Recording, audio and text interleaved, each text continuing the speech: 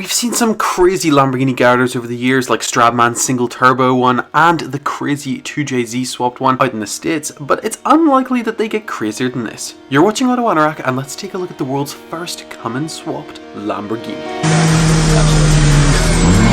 This car rather predictably comes from Texas, the breeding ground of all things bigger, better, and diesel. It was built by the shop One Way Diesel Performance as a sort of way to present just how much they can do as a shop, which is pretty clever because it is certainly drawing a lot of attention to them right now. The car started life as a first-gen 2004 Lamborghini Gallardo, but they didn't cut up a perfect condition low mileage car. No. They started the build with a completely wrecked shell, giving them the opportunity to build the car from the ground up. This Gallardo also doesn't just have a motor swap, it's got a full Liberty Walk widebody kit with the girthiest of wings attached to the back of it and air ride suspension to give it that crazy low stance. It's absolutely astonishing to see the difference of this Lambo from start to finish, going from what barely looks like a car to a full-blown show build. Furthermore, we've got some custom 19-inch deep dish chrome wheels that really pop against the burnt orange paintwork.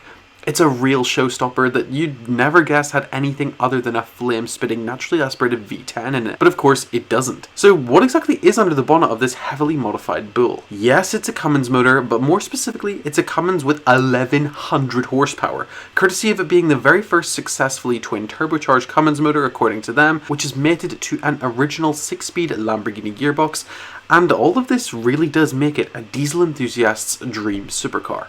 Crucially, they've also fitted this motor with a custom dry sump oil pan, and that means it can actually fit in this car as a standard Cummins motor would usually sit a few inches too high, which would not only be an issue for fitment, but also center of gravity, and this would throw off the car's balance immensely. Despite this, parts like the car's crossmember had to be cut out and custom Cummins engine mounts needed to be made to fit this gigantic engine in the Lambo. We're essentially talking about a complete one-off engine bay with brand new dimensions that help it to not only look amazing, but also ensure there is maximum passenger space in the interior, although the engine does intrude into the cabin by about a foot, which is quite a lot in a car this small. To accentuate the noise of this new diesel engine and increase the power, you've also got some new custom headers that lead all the way to the back where the rear grille is on the original car in a sort of SVJ-esque location. It's rather striking and fits the insane nature of this build perfectly. The interior has also seen a full overhaul with all new pattern stitching, Alcantara inserts, and a Starlight headliner.